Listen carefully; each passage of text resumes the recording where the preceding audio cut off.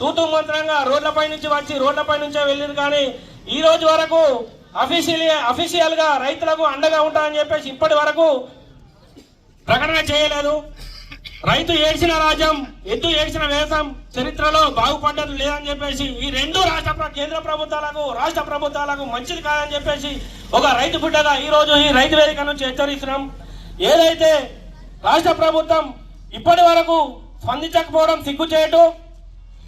ఏ విధంగా అయితే నిజామాబాద్ ఎంపీ అరవింద్ అన్న ఒక రైతు బిడ్డ అన్నగారు, మీరు నిజామాబాద్ ఎంపీగా ఉన్నారు, ఈ తెలంగాణ రాష్ట్ర ప్రభుత్వానికి చిత్తశుద్ధి లేదు కాబట్టి కేంద్ర ప్రభుత్వం మీకు అఫీషియల్ ఉంది కాబట్టి మీ రైతుల నుంచి సేకరణ తీసుకొని మీ కేంద్రం ద్వారా రైతులకు బడ్జెట్ ఇచ్చి రైతులను ఆదుకోవాలని చెప్పి సందర్భంగా తెలియజేస్తున్నాను.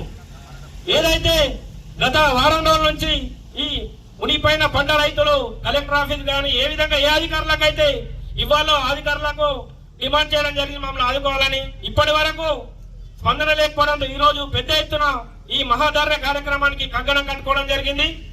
ఇప్పటికైనా సొంత మీ మండలం నైపేట మండలంలోనే ఏంది కావున మీరు వెంటనే చిత్తశుద్ధి ఉంటే ఇయ్యాల రేపు రైతులకు ఏం డిమాండ్ హామీ ఇస్తారని చెప్పేసి రైతుల వెంటనే 50,000 చొప్పున హామీ ఇవ్వాలని చెప్పి సందర్భంగా తెలియజేస్తూ, ఏదైతే ఇంకా 2 రోజుల వరకు మేము సమయం వేచి చూస్తాం, ఈ 2 రోజుల వరకు కూడా ప్రభుత్వం నుంచి హామీ రాకపోతే పెద్ద ఎత్తున నిజామాబాద్ జిల్లాలో మా నాయకురాలు కల్వకుంట్ల కవితక్క గారి ఆధ్వర్యంలో పెద్ద ఎత్తున ముట్టడి మరియు ధర్నా కార్యక్రమం నిర్వహిస్తామని చెప్పి సందర్భంగా తెలియజేస్తూ జై జవాన్.